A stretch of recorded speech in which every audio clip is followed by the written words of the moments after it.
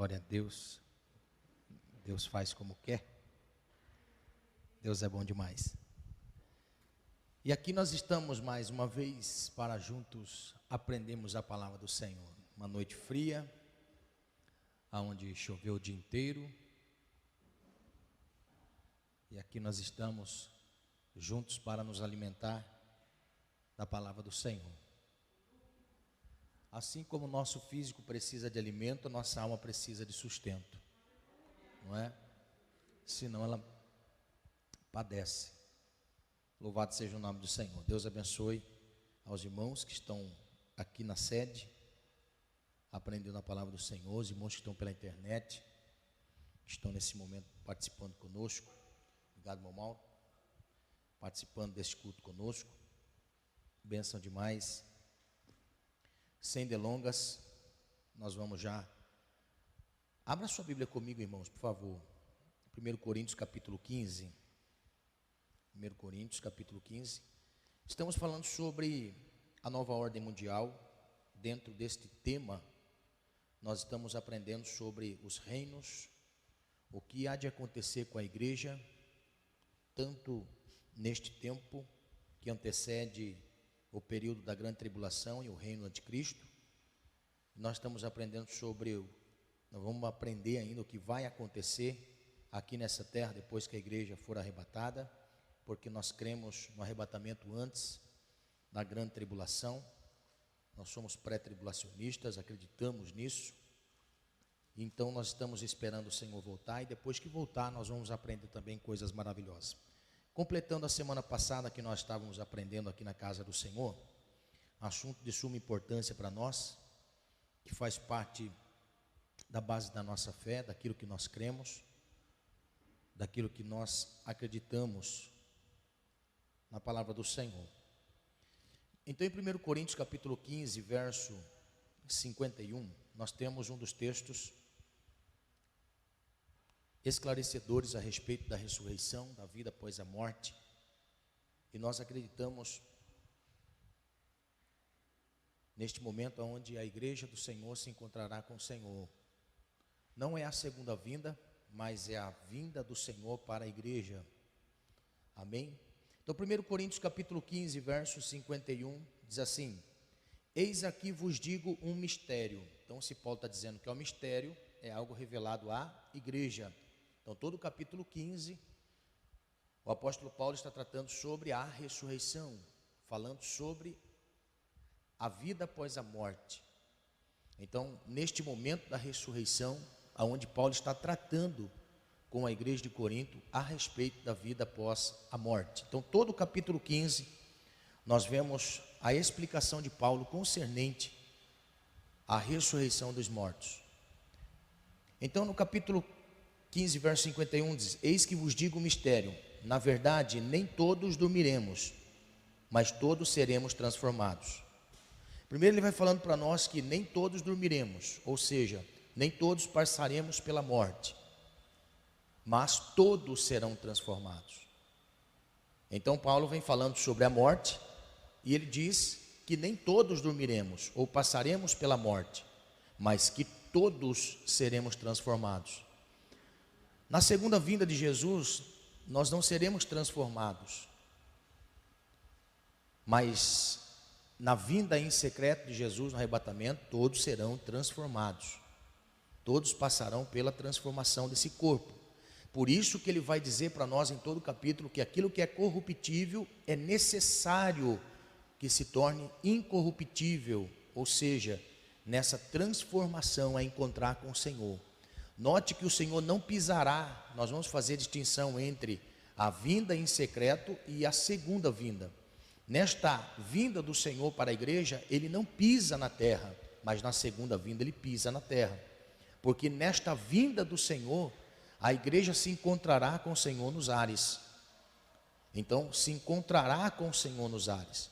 Então, o apóstolo Paulo vai dizer para nós que isto é um mistério, que na realidade é um mistério, é revelado à igreja, porque a igreja é um mistério para o mundo. A igreja é um mistério. Irmão, se tem uma coisa que perdurou ou perdura até hoje, é a igreja do Senhor estabelecida. É a igreja que ele estabeleceu nele mesmo. É a igreja estabelecida nele. Quando ele diz a Pedro: ó, tu és Pedro sobre esta pedra. Então há um trocadilho de palavras. Tu és Petros, sobre esta pedra edificarei a minha igreja. Petros é uma pedra pequena. Pedra é a pedra rocha, a pedra angular, que é Cristo.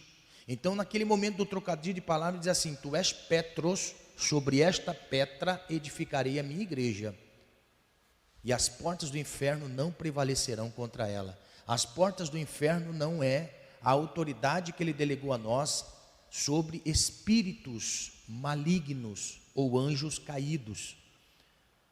Essa autoridade que o Senhor delega à igreja é uma autoridade sobre espíritos malignos, mas quando ele diz que a chave que ele entrega para Pedro, e nessa autoridade de edificar a igreja, ele edifica nele, e é ele que tem o poder, porque esta autoridade foi-lhe confiada. Por isso, quando ele voltar em glória, a sepultura e o Hades terão que dar o corpo e a alma dos filhos de Deus. Amém? Haja vista que são duas coisas distintas: sepultura e Hades. Sepultura no grego significa minemeton, ou seja, é a sepultura, é onde nós cavocamos na terra e o corpo jaz ali. O corpo entra em decomposição, mas a alma não entra em decomposição. A alma, ela permanece num outro ambiente chamado Hades, que significa inferno. Então, o corpo se desfaz porque é pó e volta ao pó, mas a alma vai para um lugar de descanso, e o espírito volta para Deus que o deu. Então, nessa tricotomia humana, o corpo se desfaz, a alma vai para um lugar ou de descanso ou de tormento. Haja vista que quem parte dessa vida, irmão, sem Deus, sem Cristo, parte na vida sem Cristo, já começa a desfrutar do tormento eterno. Só que na alma, sem ter um corpo. É por isso que o símbolo de lago de fogo, que queima de fogo e enxofre, o símbolo do lago de fogo, é para denotar a nós que o poder do fogo tem poder sobre a matéria. Sobre isso aqui. O poder do fogo não tem poder sobre a alma, mas tem poder sobre a matéria. Então, quando fala em Apocalipse que o Guerrinã, conhecido como Geena, que queima de fogo e enxofre, que é um tormento, ali mostra para nós, bem explícito, que o que vai sofrer é o corpo. Por isso que na ressurreição do ímpio ressuscita para a vergonha eterna. É naquele momento em que o corpo volta, a alma volta ao corpo e se encontra no juízo de Deus e recebe a condenação eterna, que é a segunda morte, que é a morte eterna sem Deus, que é o distanciamento completo sem Deus, que vai receber o corpo. Aí, no inferno Guerrinã, lago de fogo que queima de fogo e enxofre, aí o bicho não morre, o fogo não se apaga. Por quê? Porque é uma alusão a um sofrimento na carne, a um sofrimento no físico. Você já queimou o braço, alguma coisa? Você já queimou? É dolorido, não é? Agora olha só, imagine viver a eternidade queimando. Então o ímpio vai ressuscitar, como o justo também vai ressuscitar na ressurreição. Só que o justo ressuscita no arrebatamento da igreja, nesse rapto secreto da igreja. Neste momento do arrebatamento, que é o momento onde Jesus vem, neste arrebatamento, une-se o físico e espiritual, se encontra com o Senhor nos ares. Aleluia. É aí que cumpre a palavra que Jesus disse, que as portas do inferno não prevalecem contra a igreja do Senhor. Amém? Então, olha só, então o apóstolo Paulo está dizendo para nós que isto é um mistério. Se é um mistério, é algo revelado para a igreja. Então ele associa este mistério que passa a ser revelado, de forma a ele pegar a cultura do seu povo, porque o texto vai dizer para nós no verso 52, que no momento, num abrir e fechar de olhos, ante a última trombeta, porque a trombeta soará e os mortos ressuscitarão incorruptíveis e nós seremos transformados. Este é o momento do rapto. É o momento do rapto da igreja. É o momento do arrebatamento, do raptus. Essa palavra raptus, no grego, significa tomar com força, tomar com violência. E nós vamos aprender, irmãos, esta mesma palavra rapto, ela tem derivações no sentido original e nós vamos aprender. E você vai ver que interessante que é. Mas olha só, para não ficar só nisso, quando Paulo fala que é um mistério e passa a ser revelado à igreja do Senhor, e nessa esperança nós vivemos, ele atribui o fato que vai acontecer com a igreja naquilo que era costume de seu povo. Lembra semana passada que nós falamos da trombeta? Para que era necessária a trombeta, o toque da trombeta? Para duas coisas, semana passada nós falamos, você que anotou, para convocação da assembleia e partida. Lembra que nós falamos do tabernáculo a semana passada? Ou seja, quando se tocava as trombetas, abra lá a sua Bíblia, Números capítulo 10. Porque Paulo está dizendo, no momento, num abrir e fechar de olhos, ante a última trombeta. Aqui faz alusão, uma coisa muito interessante, irmãos.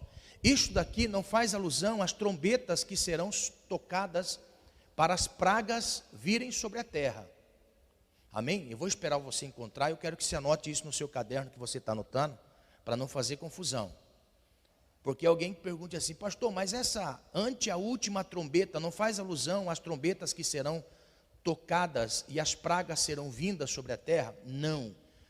O apóstolo Paulo não está falando sobre esta trombeta que vai se derramar da ira de Deus sobre a terra. Não é esta trombeta. Ante a última trombeta, eu quero explicar para você com calma. Você encontrou Números 10? Amém? Então faça a leitura, por favor. Verso 1.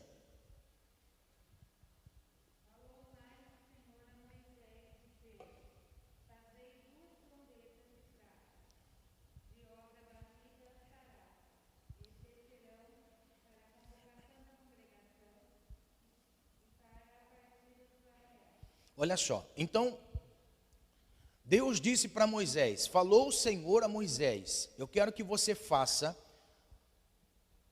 2 trombetas, e nessas 2 trombetas, cada uma tem um significado, cada um tem um propósito, porque tudo que Deus cria tem um propósito, até o ser humano. Nós não estamos aqui apenas para preencher um espaço nessa terra. Deus tem um propósito na nossa vida, Deus tem um propósito na nossa escolha, Deus tem um propósito para nós. Então, a partir do momento que o Senhor, Ele manda Moisés construir de prata batida, essas 2 trombetas, elas têm um propósito.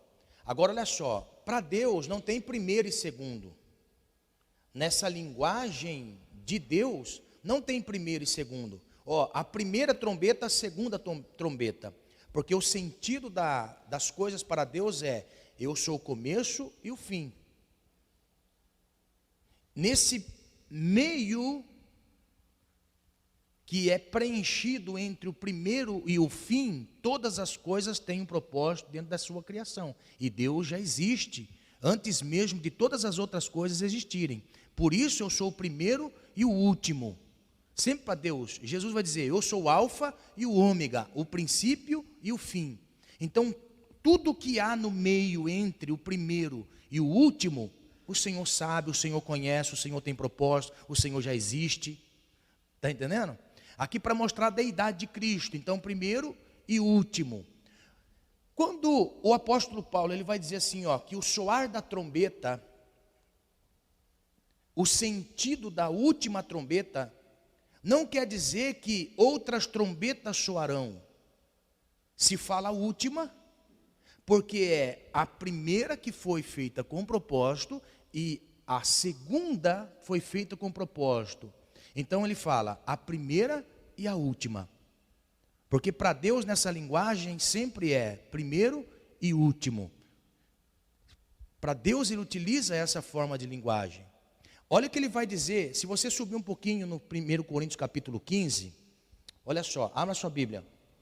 Culto de ensino é culto de Bíblia. Então, vamos lá. Culto de ensino é culto da palavra do Senhor. 1 Coríntios capítulo 15, verso 45. Olha o que ele vai dizer a respeito do primeiro e último, nessa forma de linguagem. Ó, o verso 45 está dizendo assim, ó. Assim está também escrito, o primeiro homem, Adão, foi feito alma vivente. O último Adão, em espírito vivificante. Olha que coisa interessante. Por que ele não disse segundo homem, já que o primeiro homem foi Adão, como referência, e daqueles que nascessem depois de Adão, seriam feitos à sua imagem, do qual nós nascemos, a feitura de Adão. Olha só, mas como nós estamos em Cristo, nós somos regenerados no último Adão, porque o primeiro Adão falhou, o primeiro foi feito com propósito, e ele falhou. Precisou vir o segundo, mas para Deus não tem segundo, para Deus tem último, porque não tem outro além de Cristo. Não tem o que completa Cristo, não tem o complemento de Cristo, ou seja, é o primeiro Adão, figura do homem caído, e segundo Adão é a figura do homem vivificante, daquele que tem a viva esperança de uma vida em Deus. Eu posso dizer que é o plano perfeito em Deus, antes de Adão pecar, então primeiro e último. Olha a linguagem de Deus. Então se o primeiro Adão falha, que o apóstolo Paulo está dizendo, que o primeiro falhou, agora o último fez muitos à sua semelhança, por isso ele é o último, não tem outro além de Jesus.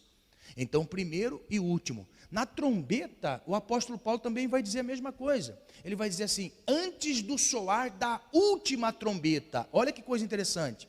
Se a primeira trombeta é o chamamento da assembleia, é o chamamento daqueles que vão compor uma reunião, a última trombeta é a trombeta que soa para se retirar, para desarmar a tenda, aleluia, para deixar a essa vida, para viver uma outra vida.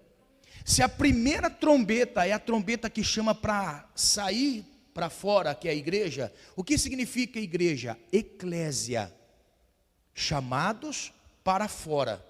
Ou seja, a trombeta soou quando Deus nos chama para fora da vida velha que nós estávamos vivendo. Somos vivificados em Cristo, aguardando o soar da última trombeta. A última trombeta é para quê? Para sair do ambiente, para mudar de posição, para sair de patamar, para ir para um outro lugar, aleluia.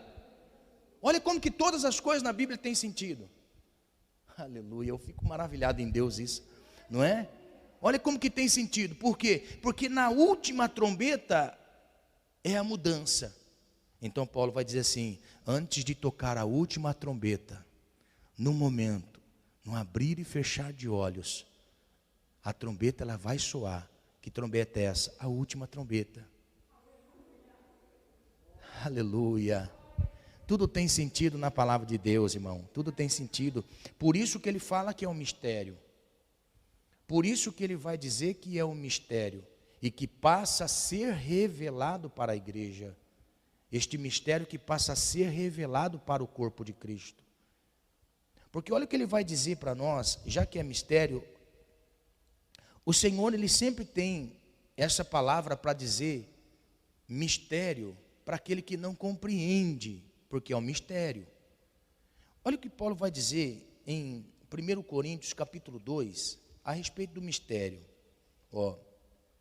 que é o que aconteceu conosco um dia. Antes tudo isso aqui era mistério para nós, como disse a nossa irmã Josefa, não é? Tudo isso aqui era mistério, que passou a ser revelado. Na busca intensa, na busca do Senhor, o Senhor se revela. 1 Coríntios capítulo 2, verso 6.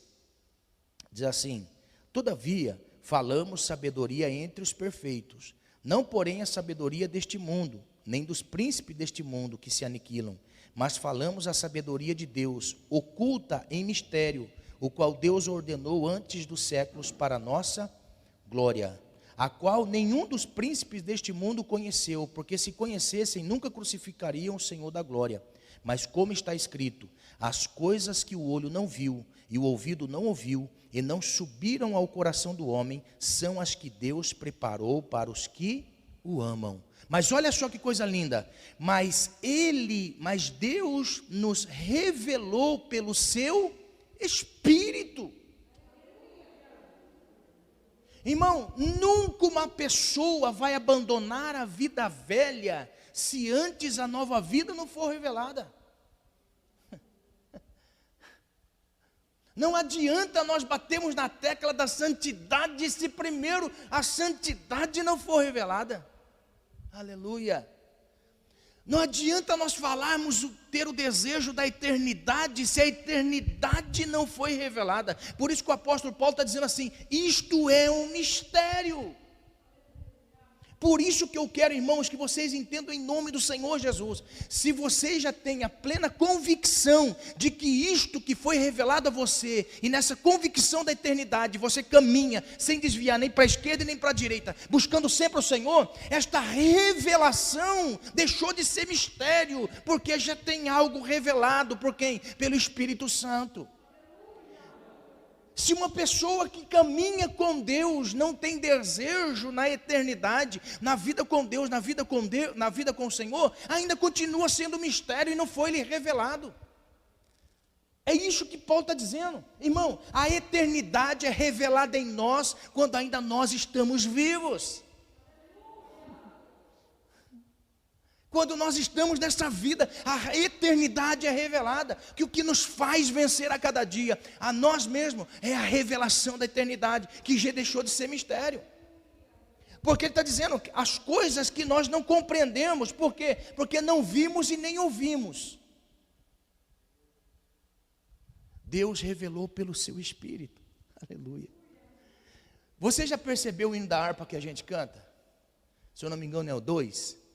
Oh, que saudosa lembrança tenho de ti, ó Sião, terra que eu tanto amo, pois és do meu coração.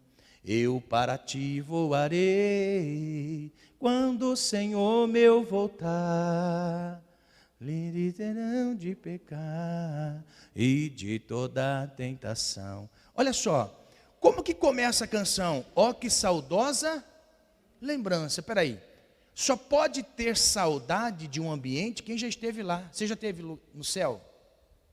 Por que você canta essa canção? Você já esteve no céu? Mas o Espírito que há em você já esteve lá.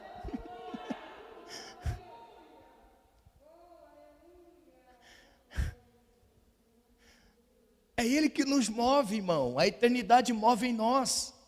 A eternidade move dentro de nós. Aleluia. Quando você cantar o hino 2, você observa a letra. Você vai ver que é o Espírito de Deus revelando a nós a eternidade. Aleluia. Glória a Deus.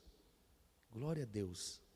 Por quê? Porque Deus revelou pelo seu Espírito. Porque o Espírito penetra todas as coisas, ainda as profundezas de Deus.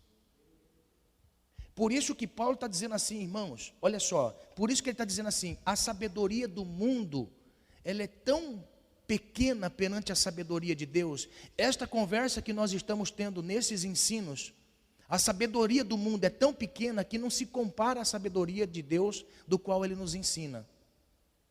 Nós nessa noite ouvimos a irmã José dizendo assim, eu posso ser iletrado, posso não saber ler e escrever, mas se eu saber o caminho da eternidade.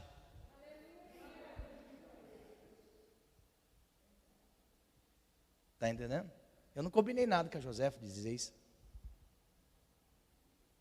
Deus está mostrando para nós, irmãos. Amém? Então olha só, quando nós falamos sobre esse mistério, muitas pessoas que caminham com Deus ainda têm esse mistério dentro de si. por isso que o medo da eternidade fala muito mais alto. O medo da eternidade fala muito mais rápido, ou muito mais alto. Você já percebeu pela história da igreja que muitos morreram antes de nós e que deram as suas vidas por amor a nós e não pouparam a sua vida e não negaram a sua fé? O que fez essas pessoas não negar a fé? A revelação do céu dentro deles. A revelação do céu dentro deles. Quando nós temos o medo daquilo que nós não conhecemos, nos coloca prisioneiros deste entendimento. Quando nós passamos a conhecer o lugar da qual nós vamos, irmãos, isso é muito glorioso demais. O que eu estou falando para você é glorioso demais. Por quê? Porque é revelação.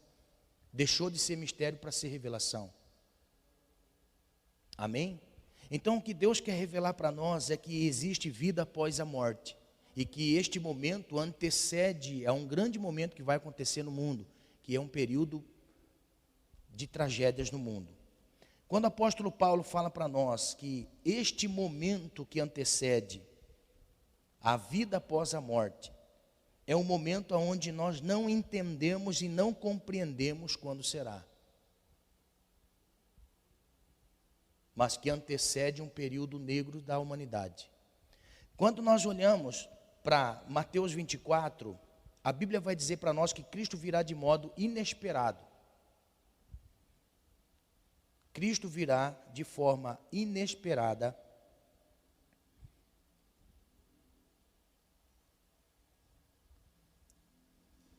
Mateus 24, verso 36. Olha só, irmãos. Abre sua Bíblia que eu quero fazer uma comparação aqui.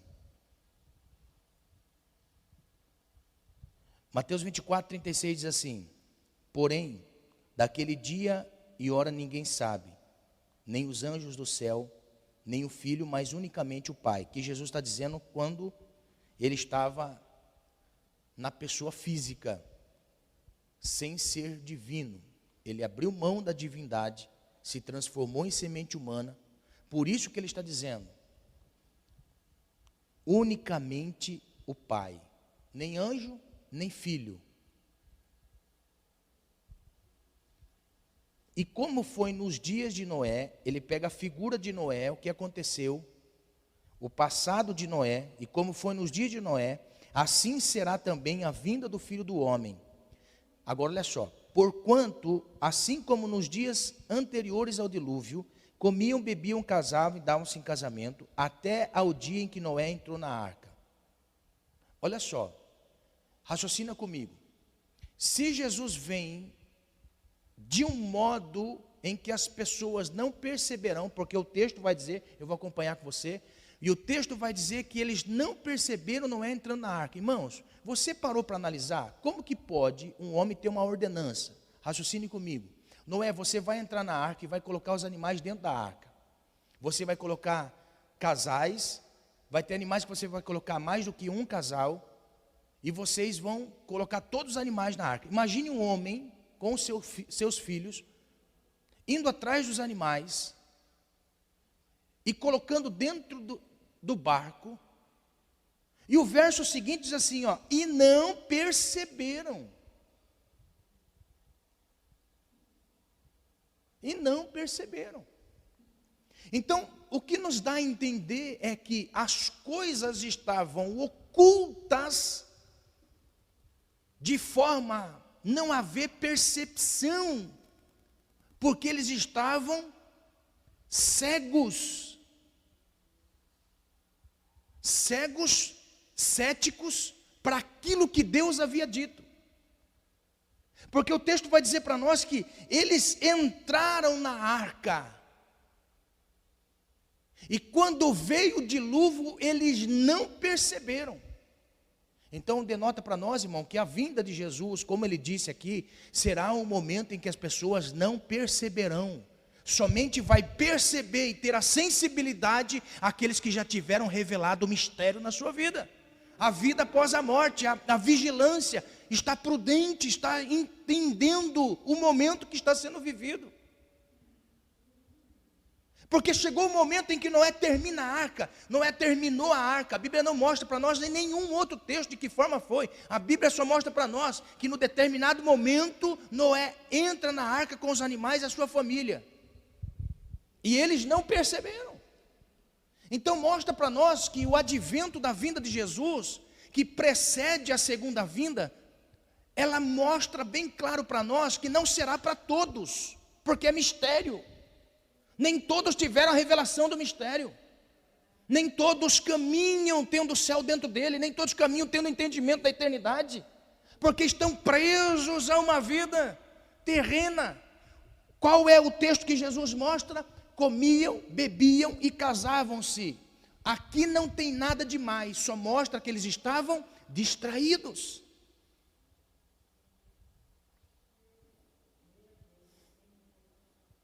Aqui Jesus não cita os pecados vividos que aprisionam a pessoa, somente um estágio de não estar percebido. E pela falta de percepção do que estava acontecendo, irmão, imagine alguém, Noé, o que você vai fazer? Eu vou pegar um casal de animal, para fazer o quê? Para colocar na arca, Deus falou para entrar na arca. Imagine Noé vindo com o elefante, vem. O que você vai fazer, Noé? Vou colocar na arca. Por quê? Porque Deus mandou. Agora olha só, quem estavam vivendo uma vida sem a percepção de entender o momento que estavam vivendo, Noé está louco. Irmãos do céu, o que Jesus quer revelar para nós é isso. É estar apercebido, porque isso é mistério. Isso é revelado somente àqueles que buscam ao Senhor, àqueles que se entregam ao Senhor, àqueles que se consagram ao Senhor, àqueles que entendem qual é o momento que estamos vivendo. Todas as profecias estão convergindo para a volta do Cristo que antecede o período da grande tribulação. Porque o texto mostra que eles não perceberam e veio o dilúvio. Irmão, agora olha só o que é o mais interessante. A Bíblia diz que Deus lacra a arca por dentro e por fora. Por fora Noé passou betume, mas Deus lacrou a porta. Então mostra para nós que homem nenhum consegue abrir. Somente o Cristo. Estamos vivendo numa crise existencial e espiritual, irmãos. Mas eu creio que ainda tem os remanescentes do Senhor que estão vigilantes. Amém? Estão vigilantes. Estão vigiando.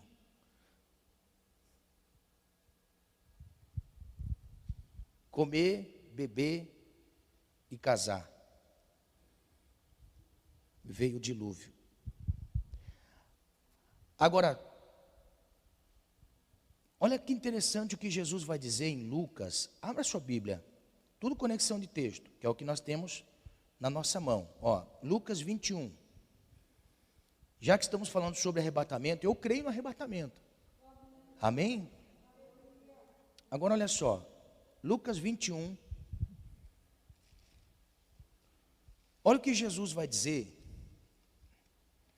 a respeito desse tempo que nós estamos vivendo. Lucas 21. Como na realidade a distinção, o que Deus vai fazer com os judeus e o que Deus vai fazer com a igreja. Lucas capítulo 21, verso 24.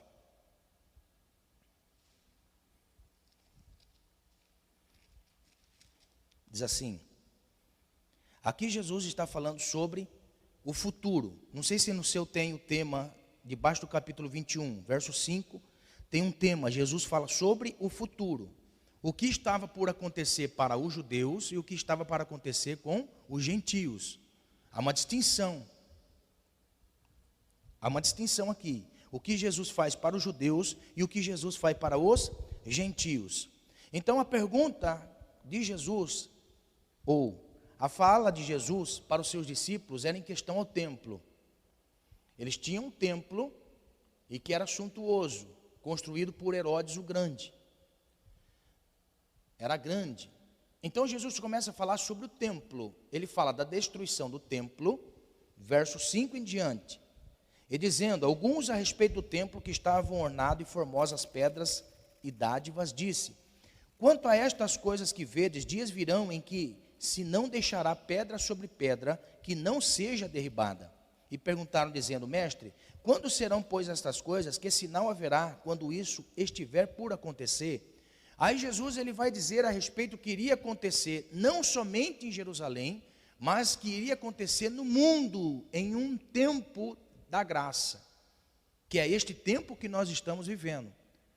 Então, a profecia de Daniel dava a queda do templo e a assolação do povo judeu, e Jesus vai confirmar esta profecia, porque ele vai dizer assim, olha, isso foi dito pelo profeta, e na sua profecia isto vai acontecer. Então Jesus começa a dizer que sinais aconteceriam, ou que antecederiam, que na realidade foi a derrubada do templo no ano 70, depois de Cristo.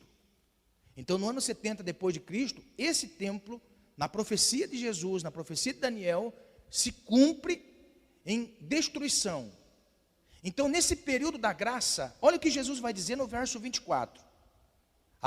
Vem a assolação sobre a nação de Israel, vem a assolação sobre o povo de Israel, vem o mal sobre o mundo em um tempo, aí ele vai dizer assim, ó, no verso 24, e cairão a fio da espada, e para todas as nações serão levados cativos, e Jerusalém será pisada pelos gentios, até que o tempo dos gentios se completem. Que tempo é esse? O tempo da graça.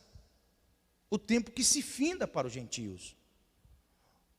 Aqueles que morreram nesta graça, haverá de passar por este arrebatamento. Ou seja, o que vai acontecer com a igreja no arrebatamento é profecia de Jesus. É profecia do Cristo. Aonde este rápido vai encerrar o período dos gentios para começar aquela última semana de Daniel. Então olha só que interessante, nesta última semana de Daniel, as assolações para o povo judeu e para a igreja que ficou. Para aqueles que se prostituíram com vinho da prostituição. Então neste período da igreja, aonde se completa esta graça, haverá de acontecer o toque da última trombeta, aonde os mortos ressuscitarão primeiro, e os que ficarem vivos serão transformados a encontrar com o Senhor nos ares. Agora, olha a comparação que Jesus faz, concernente à volta dele. Porque se eu creio que Jesus ele vem, e na coerência bíblica, há um tempo específico distinto da segunda vinda, eu tenho que entender que este evento, que antecede este momento de dor no mundo, será o rapto da igreja.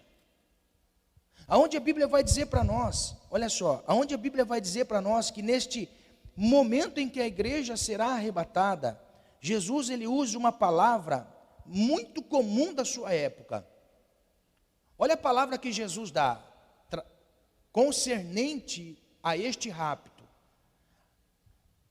A Bíblia mostra para nós em Mateus capítulo 4, verso 5, que Jesus utiliza a palavra parambanho como rapto, transportar de um ambiente para outro.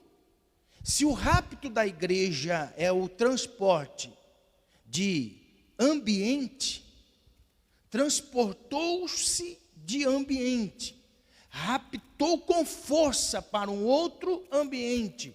Isto é raptos, que é o que vai acontecer. Esta palavra era utilizada quando se pegava na mão de alguém e levava-o a um outro ambiente. Não pode se comparar à segunda vinda, que Jesus não vai tirar ninguém do seu ambiente, ele vai se apresentar às pessoas na segunda vinda.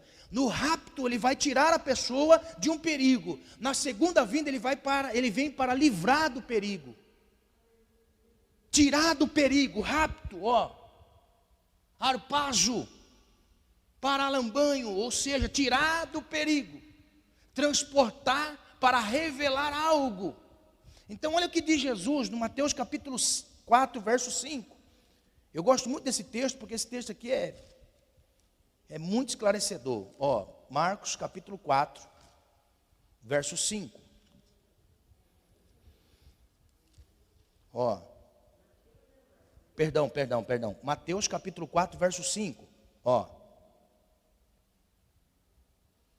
é o momento da tentação de Jesus. Agora, ó, preste comigo a atenção que eu quero ensinar algo importante. Deus, ele é físico ou é espírito? O Espírito Santo é físico ou é espírito? O diabo é físico ou é espírito? Olha só que interessante. A Bíblia diz que Jesus acaba de ser batizado. Jesus estava no Jordão sendo batizado por João Batista para cumprir princípio de justiça. Se Jesus não tivesse descido as águas, não era obrigatório o símbolo do batismo. Não era obrigatório o símbolo de imergir nas águas. Não era necessário.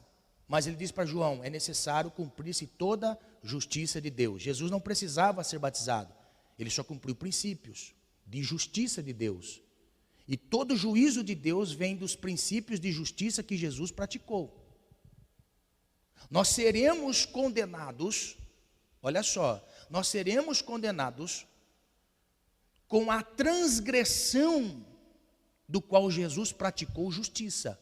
Jesus praticou justiça, nós transgredimos nesses pontos. Seremos julgados por isso. Amém? Então, quando Jesus fala para João Batista assim, ele fala assim: convém-se cumprir toda a justiça de Deus. Então, se a justiça, naquele momento do juízo, não tem dois pesos e duas medidas. É justiça. Porque o Cristo, que é o modelo, praticou justiça. Amém? Então, olha só. Quando Jesus, ele desce as águas, o testemunho do Pai e o testemunho do Espírito sobre Jesus. Por quê? Porque o céu se abre e de uma forma verbalizada, ele diz assim, Deus diz assim: este é meu filho amado em quem eu tenho prazer. E na figura da pomba pousando sobre Jesus, note, a pomba pousou sobre Jesus. O que significa sobre? A unção para o início do seu ministério. Por que a igreja primitiva, quando estava em Atos 2, o Espírito veio sobre? Porque ali é o símbolo da aprovação de Deus com o nome de unção. Unção é muito mais do que nós chorarmos, do que falarmos línguas. Unção é uma autorização de Deus para fazermos e exercermos alguma coisa. Isto é unção. Aí peguei na mão do irmão naquela unção. Unção é a autorização de Deus para exercer uma função. Jesus disse: fiquem em Jerusalém, vocês estão prontos, mas fiquem em Jerusalém, até que do alto vocês sejam revestidos de poder. Aleluia. Por quê? Porque o Espírito vem sobre. O Espírito dentro, se você quiser anotar, pode anotar. O Espírito dentro promove mudança interior. O Espírito sobre, unção, aprovação de Deus para exercer tal coisa. Então, quando o Espírito pousa sobre aqueles que estavam no cenáculo, eles foram cheios de Deus para agora capacitados pelo Espírito para exercer função. Quando Jesus estava na água, e Jesus ele sobe das águas, o testemunho do Pai, o testemunho do Espírito, estavam comprovando, aqueles que estavam como testemunhas, de que aquele ali era o Cristo. Agora olha só que coisa interessante. Quem que levou Jesus para o deserto? Hã? Quem que levou Jesus para o deserto? O diabo. A pessoa fala assim: ai pastor, estou no deserto, meu Deus do céu, que prova. Mas quem levou para o deserto? Foi Jesus, foi o Espírito. Porque o texto começa dizendo assim: então foi conduzido pelo Espírito. Irmão, preste atenção numa diferença. Esta palavra conduzir é trazer direção. Essa palavra conduzir é levar para um propósito. Porque o texto vai dizer para ser tentado pelo diabo. Então quem levou? O Espírito. Conduzido ele foi pelo Espírito. Ou seja, é a mesma coisa, você pega um táxi e fala assim, eu quero ir em tal rua. O taxista sabe qual é o caminho, ele vai te conduzir até o local que você não conhece. Ele vai levar você até o local que você nunca foi, mas ele já esteve lá. Então ele vai levar você a um lugar. Ele vai conduzir você. Quando o Espírito de Deus conduz Jesus até o deserto, Jesus não esteve lá. Mas o Espírito Santo de Deus o conduziu até aquele ambiente. Para ser tentado pelo diabo. Está aqui o texto. Para ser tentado pelo diabo. Agora olha só que coisa interessante. A palavra que ele vai usar depois, no momento do encontro, porque no momento do encontro é o momento final. É o final dos 40 dias e 40 noites. Naquele momento do final, um encontro de reinos. Reino da luz, reino das trevas. Neste encontro, Satanás faz uma coisa interessante. Satanás o que é mesmo? Espírito, né? O que é o Espírito Santo? Espírito. O que é Deus? Espírito. O que é o diabo? Espírito. Agora olha só. A Bíblia diz no verso 5, acompanhe comigo no seu texto, ó. Então o diabo o transportou. Olha o fenômeno que aconteceu. Por quê? Porque eles estavam no deserto. Eles estavam no deserto. Mas agora o diabo transportou, ou seja, o diabo o que é? É espírito. Ele tomou com força. Ele tomou com violência. Paralambanho. Transportar com força. Ele pegou daqui e levou aonde? Onde que ele levou Jesus? Hã? Mas Jesus não estava no deserto? Olha só a palavra transportar, ou seja, Jesus estava aqui, o diabo pega ele daqui e leva para a cidade santa Jerusalém. Jesus estava no deserto, ele pega Jesus daqui e leva para a cidade santa. E o que ele faz na cidade santa? Hã? O lugar mais alto do templo.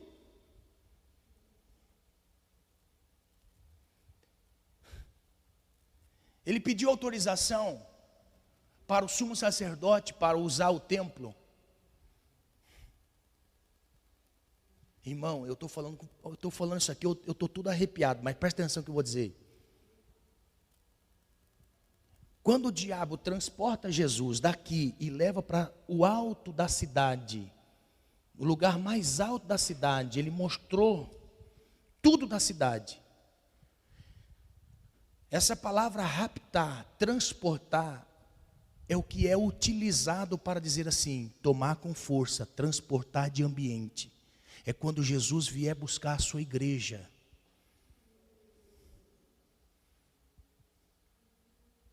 É quando Jesus vier transportar a sua igreja. Ele vai tirar a igreja daqui e vai raptar, levar, tomar com força.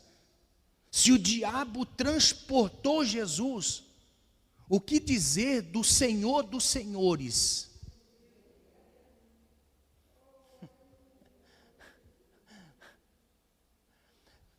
Não tem como nós não dizermos, irmãos, que o arrebatamento da igreja não existe.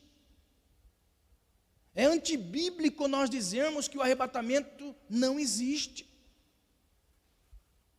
Não tem como nós refutarmos estas verdades comparativas da Bíblia concernente ao arrebatamento da igreja. O arrebatamento da igreja é real. O fenômeno arrebatamento da igreja é real. Paralambanho mostra para nós que é tirar, transportar de um ambiente e levar para outro ambiente. Jesus estava no deserto, o diabo transporta Jesus para o alto da cidade, no lugar mais alto do templo. A mesma palavra utilizada para o arrebatamento. Rápido. Transportar de ambiente.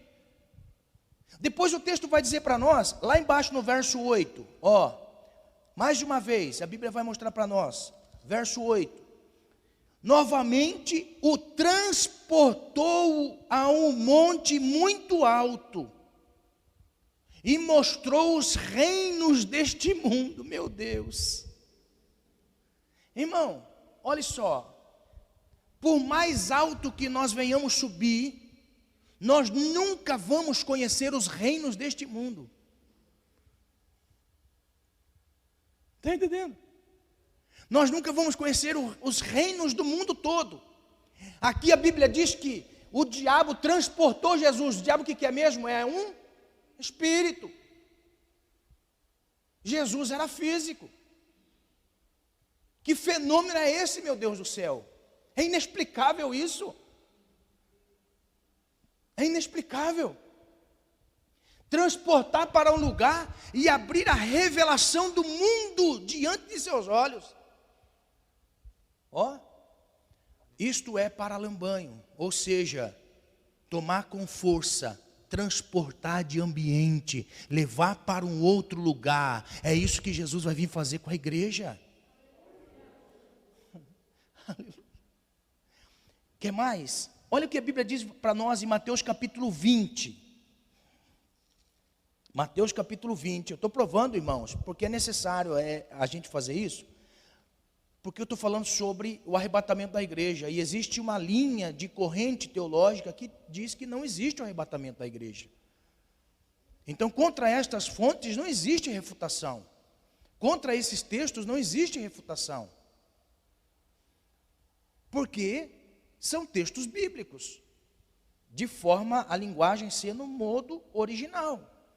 Mateus capítulo 20, verso 17. Olha o que diz o texto. Mateus capítulo 20, verso 17. E subindo Jesus a Jerusalém, chamou à parte seus 12 discípulos, e no caminho disse-lhes. Chamou, essa palavra chamar, a Bíblia mostra para nós, presta atenção na forma com que Jesus faz isso. Jesus estava com uma multidão, fariseu, multidão. O que Jesus fez com seus discípulos? Discípulos. Está o texto, está aí ou não? Está assim, está? Discípulos. Tem multidão aí? Tem multidão? Não. Jesus chamou os discípulos. Então essa palavra,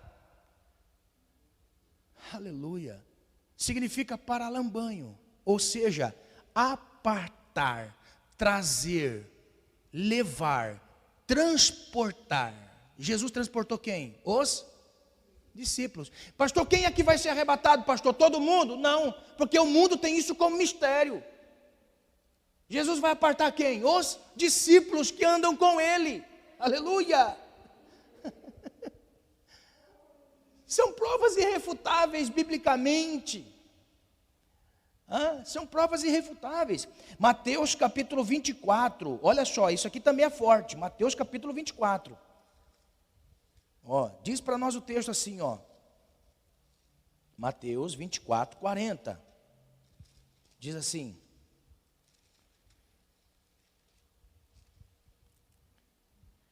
então, aqui Jesus falando sobre o seu retorno, Jesus falando sobre a sua volta. Todo o capítulo 24 mostra Jesus dizendo a respeito da sua vinda. Aqui nós temos a vinda de Jesus na parousia. O que é parousia, pastor? Parousia é a segunda vinda, ou o segundo retorno. Isto é parousia. Aqui tem Jesus mostrando que na parousia ele vai vir depois do evento que termina a última semana de Daniel. Isso é parousia, que ele virá para Israel, livrar Israel. Olha só. E também Jesus está falando sobre paralambanho, que é trazer para próximo, transportar de ambiente, raptar, levar para um lugar. Está aqui. Então olha só, Jesus vai dizer no capítulo 24, verso 40, Jesus vai dizer assim, ó: então, estando dois no campo, será levado um e deixado o outro. Aqui não é parousia. Parousia é Jesus vem e se revela a todos. Por que Jesus vai vir levar um e deixar outro? Porque é paralambanho, raptos, mover algo, alguma coisa de lugar, transportar. Aqui Jesus está dizendo assim, ó: um vai e o outro fica. Porque um tem revelado o mistério, o outro ainda está oculto o mistério. Um estava vigilante, o outro estava comendo, bebendo e casando. Está entendendo, irmãos? Pastor, nem todo mundo ora, pastor, nem todo mundo lê a Bíblia. Eu posso dizer convicto, irmãos, para uns foi revelado o mistério, para outros ainda continua oculto. Pastor, nossa, pastor, mas pouca gente, né, pastor, que vem no culto de ensino, né, pastor? Pouca gente que gosta de ler a Bíblia, né, pastor? Pouca gente que gosta de orar, né, pastor? Para um foi revelado o mistério, para outro ainda não. Um consegue viver sem, o outro não. Aleluia. Um consegue buscar o Senhor, o outro ainda não. Aleluia. Ó, Jesus usa esse termo de palavra, paralambanho, ó. Depois no verso 41, estando duas moendo no moinho, será levada uma e deixada outra. Por quê? Porque no arrebatamento tem que haver vigilância. Na vinda do Senhor, no raptos, paralambanho, tem que ter vigilância, não pode ser multidão, tem que ser discípulo. Não pode ter em mente oculta, tem que ser revelada. Aleluia. Por isso que ele vai dizer no verso 42, vigiai, pois porque não sabeis a hora que há de vir o vosso Senhor. Porque se a revelação da segunda vinda, parousia, for para todos, por que haver vigilância? Por que ter revelação para um e para outro não? Olha só, Deus não faz acepção de pessoas, mas as pessoas fazem acepção de Deus. As pessoas optam em deixar Deus em segundo plano, outras optam por ter a primazia em Deus. Ó, então ele está dizendo aqui para nós, vigiai pois, porque não sabeis a hora que há de vir o seu Senhor, porque na parousia será visível a todos. Agora, no raptus, será mistério. Amém? Quer mais? Irmão, a Bíblia tem inúmeras passagens incontáveis dessa revelação. Quer mais? Ó, Lucas 17, que é o mesmo texto. Agora essa revelação agora, ó, Lucas 11, por favor, Lucas 11. Olha o que diz, Lucas 11, 24. Isso aqui é fenomenal, isso aqui é Lucas 11. Por isso que isso é mistério revelado, irmão, no nosso espírito, convicção dada ao Senhor, na busca, na entrega, na confiança, no amor ao Senhor. Lucas 11, olha só, Lucas 11, 24. Diz assim, aqui Jesus está falando sobre a casa que estava possuída por uma entidade espiritual, e que dessa entidade espiritual há um mais valente, que tira desta casa, o valente manieta ele e toma conta da casa. Mas essa casa, no decorrer do tempo, ela pode estar vazia, ela pode se encontrar vazia.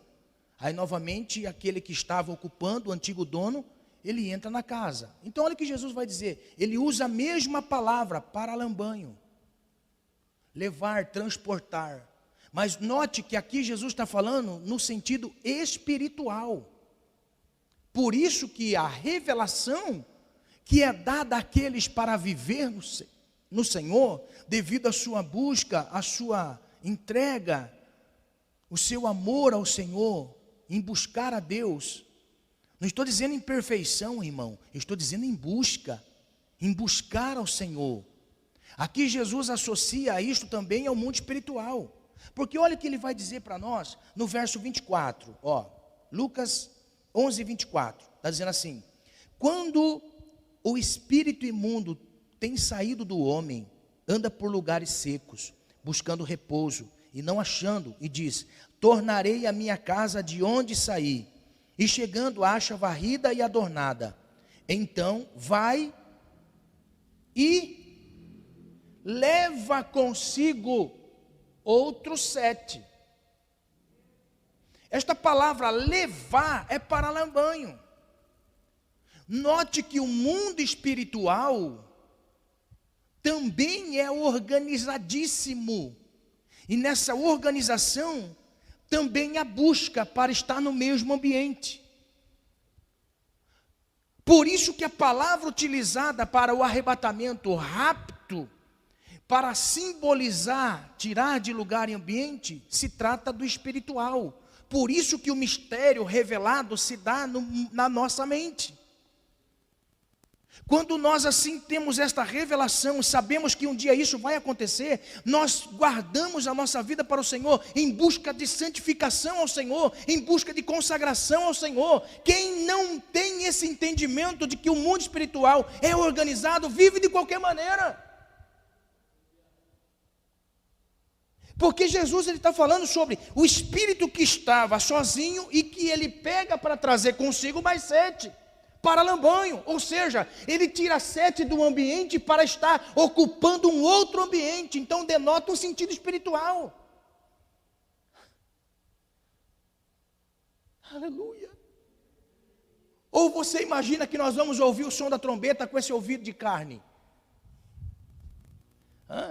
Nós não vamos ouvir o som da trombeta com esse ouvido de carne, nós vamos ouvir com o ouvido espiritual.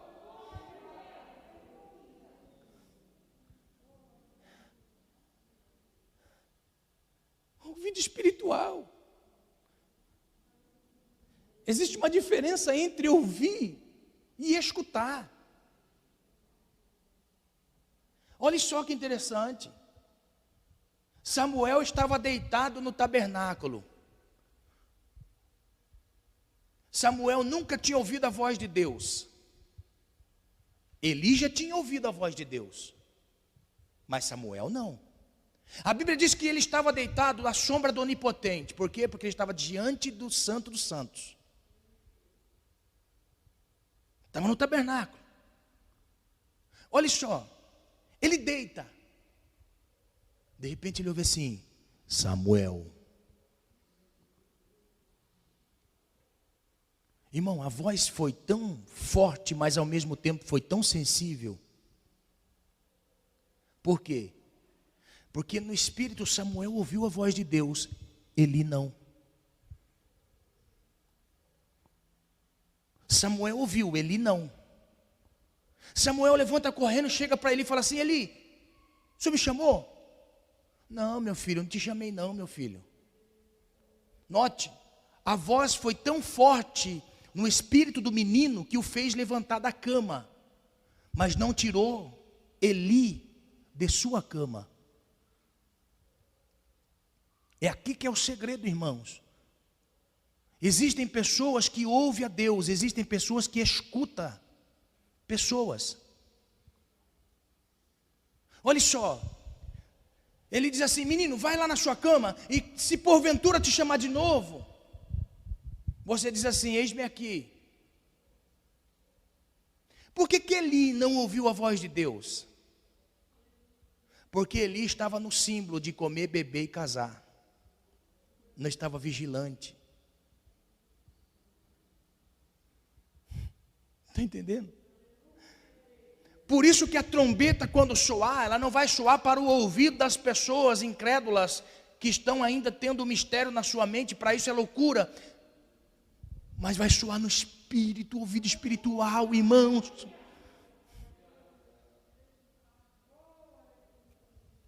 Aleluia.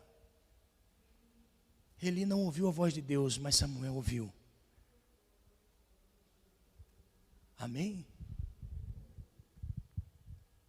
De forma a tirou o menino do lugar, do ambiente que estava, até o ambiente onde Eli estava.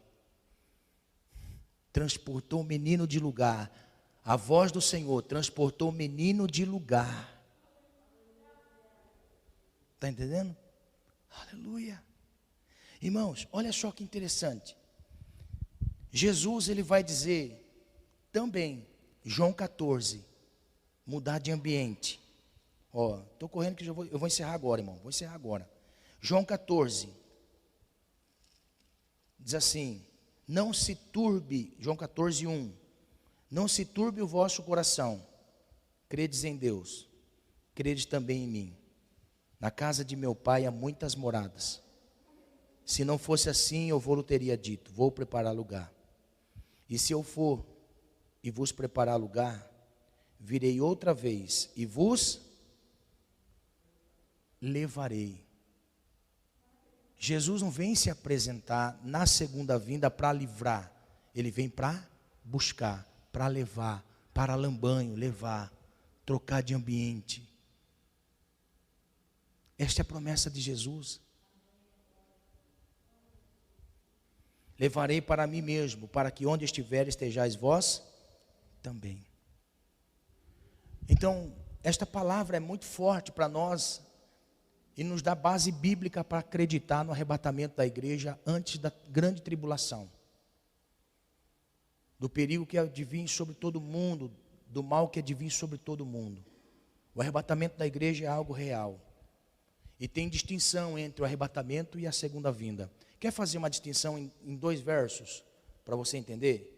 Ó, quando nós falamos sobre o arrebatamento em secreto e a segunda vinda, o arrebatamento em secreto é aquele que virá para os discípulos. Agora, a segunda vinda virá para Israel. Olha o testemunho que Zacarias dá na segunda vinda. Zacarias, capítulo 14. Zacarias, capítulo 14. Esta é a segunda vinda que diz o Senhor na boca de Zacarias. Ache Malaquias, volte um livro. Ache Malaquias, volte um livro.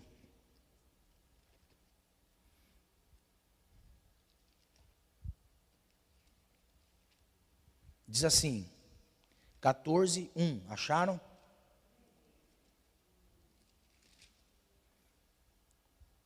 Diz assim: eis que vem o dia do Senhor. Irmão, que dia é esse? É o dia que o Senhor virá para pelejar a favor de Israel. É conhecido como o dia do Senhor. Então diz assim: eis que vem o dia do Senhor, em que os teus despojos se repartirão no meio de ti. Porque eu ajuntarei todas as nações para a peleja contra Jerusalém, e a cidade será tomada, e as casas serão saqueadas, e as mulheres forçadas, e metade da cidade sairá para o cativeiro, mas o resto do povo não será expulso da cidade. E o Senhor sairá e pelejará contra estas nações, como pelejou no dia da batalha. Agora olha só, olha o dia do Senhor que vai acontecer. E naquele dia estarão seus pés sobre o Carmelo, sobre o monte das oliveiras, que está defronte de Jerusalém para o oriente. E o monte das oliveiras será fendido pelo meio, para o oriente e para o ocidente. E haverá um vale muito grande, e metade do monte se apartará para o norte, e a outra metade dele para o sul. Este é o dia do Armagedon, aonde o nosso Cristo virá, juntamente com a igreja, pelejar ao favor de Israel. Esta é a segunda vinda do nosso Senhor. O dia do Senhor, o dia do juízo do Senhor que virá sobre o anticristo, o falso profeta, a besta e Satanás. Então esse texto mostra para nós que a segunda vinda será distinta da vinda do Senhor no arrebatamento da igreja. Até porque o advento depois do arrebatamento da igreja é o tribunal de Cristo e as bodas do Cordeiro, que é o que nós vamos começar a falar. A semana que vem eu vou falar sobre o que vai acontecer com a igreja enquanto este mundo estiver vivendo o caos, e o que vai acontecer nesse mundo. Esta daqui é a segunda vinda de Jesus no final da última semana de Daniel, que virá o Senhor pelejar a favor de Israel, aonde ele vai estar entrincheirado, aonde ele vai estar rodeado das nações, todo olho vai ver Jesus pisando no Monte das Oliveiras, se fendendo aquela rocha. Irmão, não constrói-se nada no Monte das Oliveiras e nem nas suas redondezas, porque tem um lençol freático no Monte das Oliveiras. Ai meu Deus, isso não está por acaso, meu Deus do céu. Nosso Senhor vai pisar com a planta dos pés, irmão. No arrebatamento da igreja, a igreja vai encontrar com o Senhor nas nuvens. Na segunda vinda, ele vai pisar na terra. E vai se abrir uma fonte no Monte das Oliveiras. Aleluia. Olha só. Olha o que Zacarias vai dizer, irmãos, como Israel vai reconhecer esse Cristo. Preste atenção na profecia do capítulo 13. Volte um capítulo. Capítulo 13, verso 6. Olha o que Zacarias profetiza.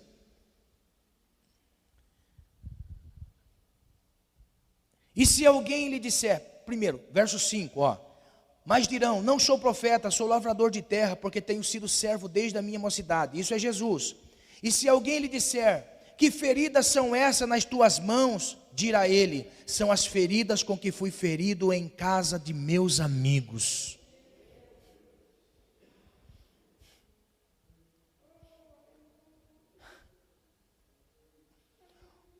Quando Jesus pisar no Monte das Oliveiras, vai se fender uma rocha. Aí vão perguntar assim, quem é esse? Que sinais são essas nas suas mãos?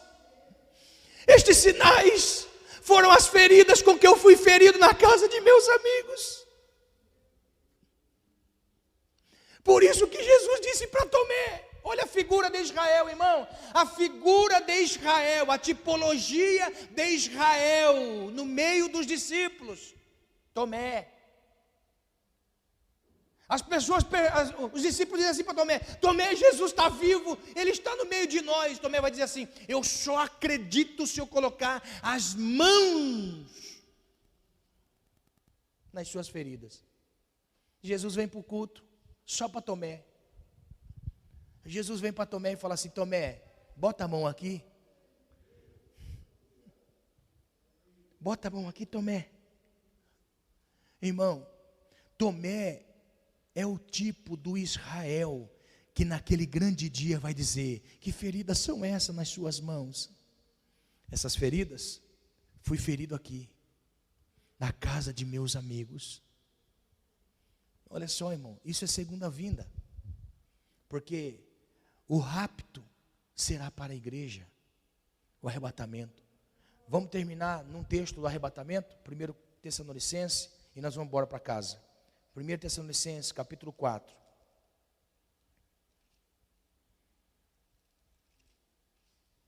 Verso 13. Irmãos, não quero, porém, que sejais ignorantes acerca dos que dormem, para que não vos entristeçais como demais, que não têm esperança. Porque se cremos que Jesus morreu e ressuscitou, assim também aos que em Jesus dormem, Deus o tornará a trazer com ele. Dizemos-vos, pois, isto pela palavra do Senhor, que nós, os que ficarmos vivos para a vinda do Senhor, não precederemos os que dormem, porque o mesmo Senhor descerá do céu, com alarido e com voz de arcanjo. Olha só, alarido. O que essa palavra alarido, irmão, é o som da trombeta. Porque não sei se você sabe, ao soar da trombeta, existem tipos de som. Quando se convoca a nação para determinadas festas e para alguma convocação, tem um som. Que alarido é esse? Alarido é um som estridente. Tem algumas traduções que vai dizer um som estridente, que na realidade é uma corneta soando forte, sem parar. Ela dá um alarido ininterrupto. Aí o Senhor está dizendo assim: descerá do céu com alarido e com voz de arcanjo e com a trombeta de Deus. E os que morreram em Cristo ressuscitarão primeiro. Depois nós, os que ficarmos vivos, seremos arrebatados juntamente com Ele nas nuvens, a encontrar com o Senhor nos ares, e assim estaremos sempre com o Senhor. Amém? A nossa esperança é o arrebatamento da igreja. A nossa esperança é a vinda do nosso Senhor para a igreja, que há de livrar a igreja de todos os males que vai tocar essa terra. Amém? Então, a semana que vem, se Jesus não voltar, eu vou falar sobre o advento na eternidade e a tribulação aqui nessa terra. Pode ser que a tribulação, irmãos, desse período de 7 anos, nós passemos um pouquinho de uma semana. Amém? Porque o que vai acontecer nesse mundo é terrível. Terrível. Amém? Em nome de Jesus, não perca, venha. E venha de uma forma assim, pedir ao Senhor: Senhor, fale comigo de forma a me ajudar a aumentar o temor. Amém? Que o Senhor nos ajude. Em nome do Senhor Jesus. Se coloque de pé, irmãos, por favor. O que nos aguarda, o que nos espera é muito glorioso. O que nos espera é glorioso demais. E eu sei que a nossa viva esperança é um dia estarmos com o Senhor. Essa é a minha viva esperança. Por isso que eu caminho a cada dia lutando contra mim mesmo. O meu maior inimigo não é o diabo, o meu maior inimigo sou eu mesmo. Eu tenho capacidade de sair da presença de Deus ou me tirar da presença de Deus. E eu sei que se o Senhor nos ajudar, nós vamos conseguir a cada dia desfrutar do que o Senhor é. Amém? Desfrutar do que o Senhor é. Feche os olhos. Senhor, nós participamos destes 2 cultos, Senhor, de ensino da Tua Palavra, a semana passada e essa semana, que o Senhor nos ensinou o valor, ó Pai querido, do arrebatamento, o sentido do arrebatamento, o mistério revelado do arrebatamento da igreja. E o Senhor mostrou a nós, Pai, de uma forma tão simples, mas também de uma forma tão objetiva. Eu sei, ó Deus, que todas as coisas do passado traz para nós uma definição do que vai acontecer no futuro, Senhor, hoje de uma forma mais exata, de uma forma mais concreta, de algo mais real, Senhor. Pai, em nome de Jesus, Senhor, eu sei que a Tua palavra, Senhor, muitas vezes ela oculta o entendimento, Senhor, mas o Senhor, nesses momentos de meditação, ela se revela a nós, e ela se revelou a nós de uma forma tão simples, Senhor, que nós conseguimos compreender o entendimento, Senhor, tão pequenino, conseguimos compreender que a vinda de nosso Senhor Jesus está por acontecer. Ajuda-nos a estar vigilantes, Senhor. Ajude-nos a vigiar, Senhor. Ajude-nos a amar ao Senhor, ó Deus, de forma a nós não vivermos numa vida pecaminosa, caída, mas vivemos no Senhor, Pai. Nós nunca vamos conhecer o Senhor se o Senhor não se revelar. Senhor, se o Senhor não revelar o céu, a terra continua tendo efeito nas nossas vidas. Se o Senhor não revelar a sua glória, nós conseguimos viver uma glória terrena, Senhor. Se o Senhor não revelar, ó Pai querido, quem o Senhor é, o mundo revela o que Ele tem para nós, Senhor. Deus, em nome de Jesus, meu Pai, que este mistério, Senhor, possa ser revelado a cada um de Teus filhos, de forma a nós sermos apaixonados pelo Senhor, a nós amarmos ao Senhor, a nós não titubearmos em 2 pensamentos, a nós nos amarmos, ó Pai querido, e sermos amados do Senhor.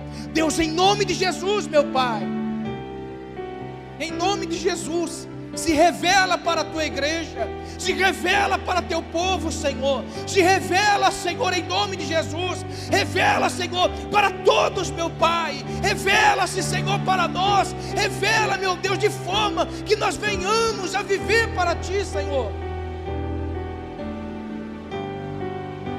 Em nome de Jesus, ajuda-nos a viver para o Senhor, Deus.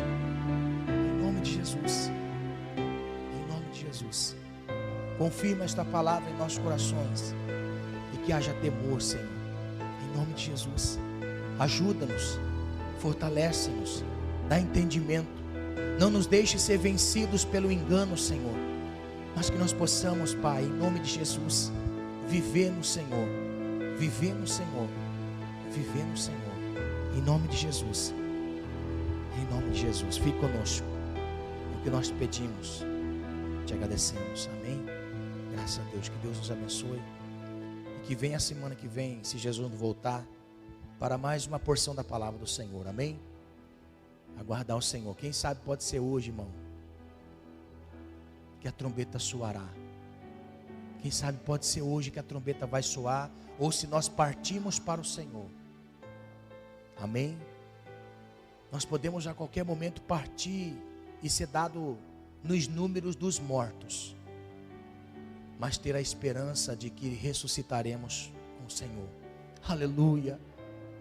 Se nós nos contarmos com os mortos, partindo antes da volta, temos uma viva esperança revelada, que estaremos com o Senhor, amém? Que Deus nos ajude, que Deus nos fortaleça em nome de Jesus, que a comunhão do Pai, do Filho, do Espírito Santo, fique com a igreja não só hoje, mas para todo sempre.